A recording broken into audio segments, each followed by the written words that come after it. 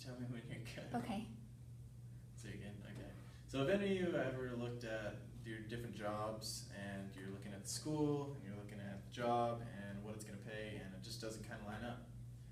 So with that being said, airline pilots may be thinking that as of late because the airlines have been claiming a quote-unquote pilot shortage because they're canceling routes and people are getting mad and they're saying, well, we don't have enough pilots to fly our planes.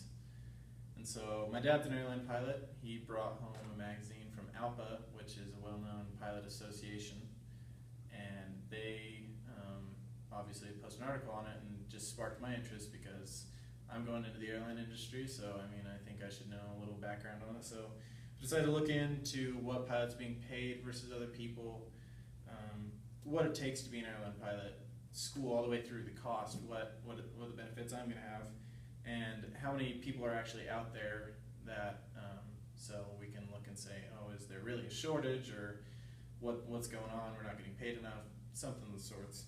So with that being said, with ALPA, we all know SkyWest. SkyWest is just kind of a regional airline rather than the majors like Delta, Southwest, Frontier, like those. And that's usually what you go to school and you go to a regional.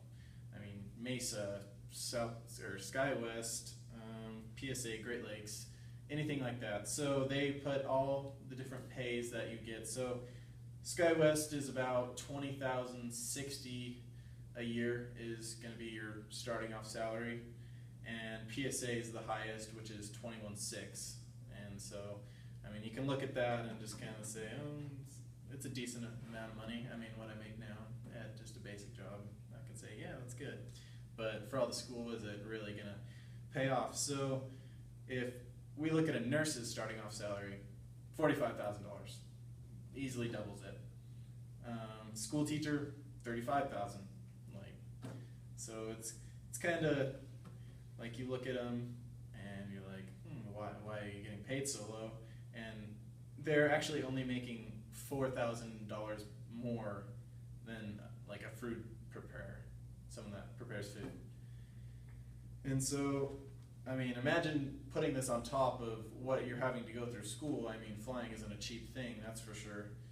And what it takes to become an airline pilot, you can go to school, and it's usually structured two different things. It's called 141 and Part 161.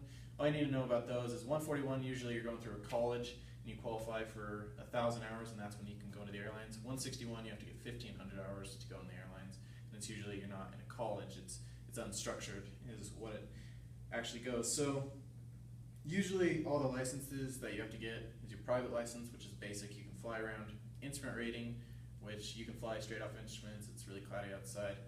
Commercial, which is starting with that, and then you have to get an ATP, and that's where that 1,000 hours comes in and 1,500 hours comes in, where that's pretty much you get your ATP, you go to the airlines. How most people get their licenses nowadays is you go to a CFI route, so you have probably 350 hours. So you still got a lot to crank through to get to 1,000 hours, and you teach with your CFI license, and that's how you get the hours. And that cost for everything doing that through school, through your hours. I mean, people are getting in $200,000 in debt just to fly. I mean, it's pretty drastic, and so I mean, I can look from it in a personal perspective and say, I'm paying a lot of money to fly, and why am I going to go to an airline when I'm only going to be making $21,000 when I'm $200,000 in debt? What's the payout for that?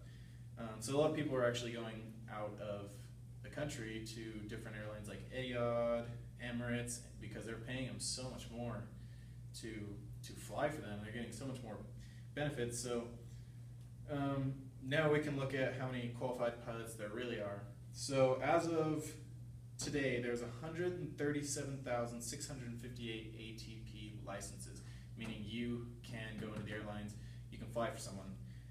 105,000 instruments or potential commercial people, and 2,400 military pilots just out there.